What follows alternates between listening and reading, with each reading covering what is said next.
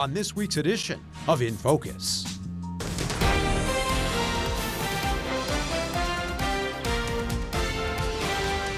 Thanks so much for joining us. We are your local election headquarters, and today we'll have reaction from here in Indiana to Thursday night's presidential debate. The first time in history we've seen a current president debate a former president in a matchup that's already leading to a lot of questions about what happens now. The fact of the matter is, what he's telling you is simply not true. My retribution is going to be success. We're going to make this country successful again, because right now it's a failing nation. All right, so what next? A lot of reaction already. Jesse Turnur has a look at what people on both sides are saying after the debate about what comes now. A poor debate performance by President Joe Biden did not discourage supporters in North Carolina. I know I'm not a young man.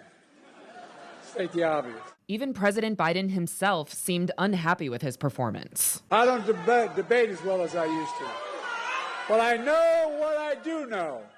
I know how to tell the truth. That's why some of the president's biggest supporters in Congress, like South Carolina Congressman Jim Clyburn, are standing by him. Stay the course. Chill out. Mississippi Congressman Benny Thompson says one debate should not upend President Biden's entire campaign. President Biden will make his case to the American people, and he'll be reelected. But some of former President Donald Trump's biggest supporters in Congress, like Georgia Congresswoman Marjorie Taylor Greene, say President Biden's performance all but guarantees another Trump White House. Congratulations to President Trump. Job well done. It was absolutely what we wanted to see. House Speaker Mike Johnson took it a step further, saying Democrats should seriously consider invoking the 25th Amendment.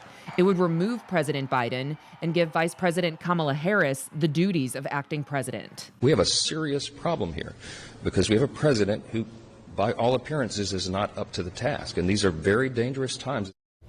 That was Jesse Turnur reporting. In a statement, Indiana Congressman Jim Banks said, "This is the most important election of my lifetime." He said the choice is clear: a strong America first president or a weak America last president. While President Biden's campaign chair said the president is not backing down and not stepping aside, she said tonight President Biden presented a positive and winning vision for the future of America.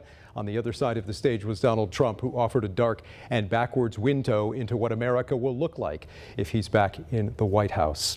We'll talk much more about the presidential debate coming up with our panel, but we'll also be hosting a debate here in the coming months with the candidates for Indiana governor this fall. It's scheduled for Wednesday, October 2nd at 7 p.m. Eastern on our stations here in Indianapolis and elsewhere across the state.